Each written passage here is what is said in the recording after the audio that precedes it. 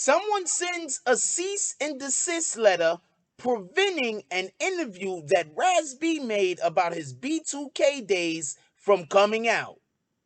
Now Raz B wants a fade with Chris Stokes.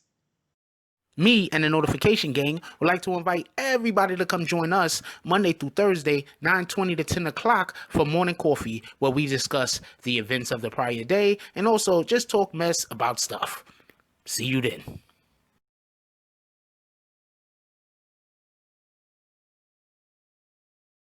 Oh, Black Dynamite, I wish it was that simple, but this is much bigger than you and me.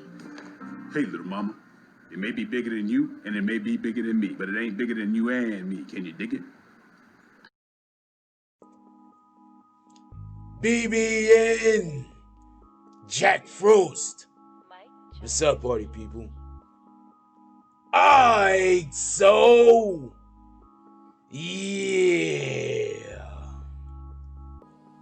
So apparently, Raz B has said upon seeing Chris Stokes, he wants to catch a fade. And the reason, besides the normal reason that everyone should know why Raz B would want to catch a fade with Chris Stokes, it's because Raz B has recently did an interview and Chris Stokes put out a cease and desist. Or at least he believes that's who it was. Okay. Now, real quick for the individuals who don't know the entirety of this particular story, the Raz B, Chris Stokes, I believe it was B2K, is the group that he was a part of. For those that don't remember this story, basically, Raz B has been telling people for years that Chris Stokes had molested him and the other members of B2K.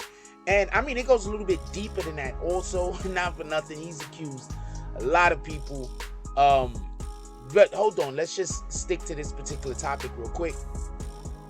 So allegedly, it's not even an allegedly at this point, Raz B went and did an interview. Pardon me. But there's an interview coming out.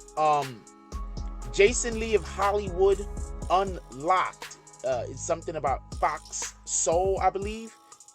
These are the people that's connected to the store, to the I guess the interview. Raz B recently sat down with them, did an interview. He talked about the B2K's controversy, because he's the controversial member, because the other members of B2K don't quite complain about these things. So I don't know how to take that. Anyway, what he spoke about was the situations that was happening through his career, where he basically, he doesn't only, just so we can be clear, he doesn't only accuse Chris Stokes. He also accuses Marcus Houston. There was an interview that I seen of him before previously, and I'm not saying that any of this happened. I'm saying this is what I heard him say, where he not only accused Chris Stokes of having a relationship, a sexual relationship with him when he was a minor, but he also said Marcus Houston was involved in this also. Now, for everybody that don't know, Marcus Houston was a part of the group Immature, which apparently was also a Chris Stokes group. And they was, for some reason, wasn't they like always running around in like they underwear or some weird shit? I mean, I don't know. You gotta, Marcus Houston used to go by the nickname Batman. I mean, if these allegations are correct, you have to assume that it was not the Batman we were thinking about. But he also accused Marcus Houston. He basically said that it was just kind of like a free-for-all over there or something or other. They were just taught some things that they were just doing things that children shouldn't be doing. Let me just say that. So he has this interview that's supposed to go up. So what ends up happening is, I don't believe Chris Stokes was named when the cease and desist was sent, because he's just at this point, I believe, assuming it's Chris Stokes. But the reason why I'm trying to explain to you, there might be other people also who might not want this information to get out there, but he believes it's Chris Stokes. So there was a cease and desist sent.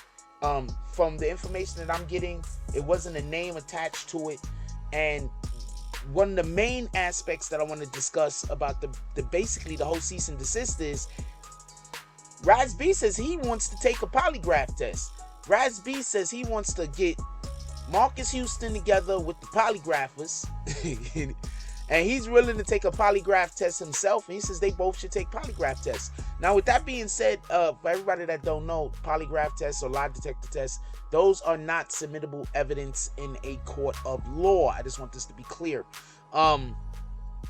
They can be beaten, and they could also give false positives. So these are not things that are able to be used in a court of law as evidence. I just want that, as far as I know, unless they change that law, as far as I know. So Raz B, yeah, he's saying that he did an interview where he wants to expose Chris Stokes. Now, this is something else that I definitely just want to, I hinted to it a little bit earlier about the Marcus Houston thing, right? But check this out.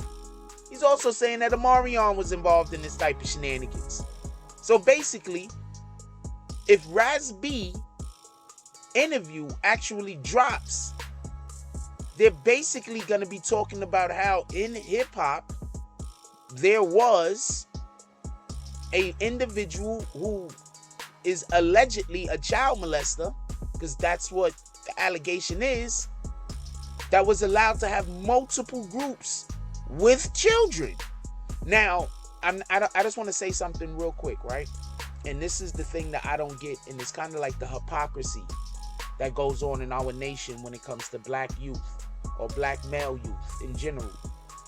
These allegations have been out about Chris Stokes forever, right? Now, if what R. Kelly did, or if we're saying R. Kelly did the same thing but with females, he needs to be held accountable also. They currently have R. Kelly, in jail. He's about to go do his trial. Why aren't we having the same energy for Chris Stokes? There's an actual person who is claiming to be a victim that has not stopped talking about this for years. I want to know why the same energy that these individuals have for R. Kelly isn't also being distributed towards Chris Stokes. And just so we could be clear, R. Kelly actually wrote and performed music. R. Kelly actually wrote and performed music. I'm not even sure what Chris Stokes did besides just being a manager. Managers are important. I'm not trying to disrespect the ability of being a manager. But what I'm saying is, he didn't even create the actual content. He just put the people in the same room together in order to get the content created. So why is he off limits, it seems, and R. Kelly not? Or is it because it happened to young black boys is more acceptable than if it happened to a different demographic? I'm curious. Write it down in the comment section. Even when males are just being molested in the industry just in general, it seems to just always be poo-poo. No matter if it's the Corys, Corey Haynes, Corey Feldman talking about it, or if it's Raz B. So this might not be a young black boy thing. It just might be we live in a nation that think it's more suitable to molest a young boy than molest a young girl, when neither one of those things should be tolerated. Leave some comments down in the comment section. I want to know what you guys is talking about. Like, comment, subscribe. Join the notification gang. Hashtag Bronx Bombers. Let's get it. I love y'all. Take care of each other. Hug the kids for me. I haven't forgotten about you. And that's all I get on this one. I'm out. If you like this video, please hit the like and subscribe button. If you would like to help dictate the direction that this channel takes, please leave a comment. All comments are appreciated, whether positive or negative. Thank you very much and enjoy your day. And remember, positive thoughts cause for positive things to happen. Let's get it. Mike Jones.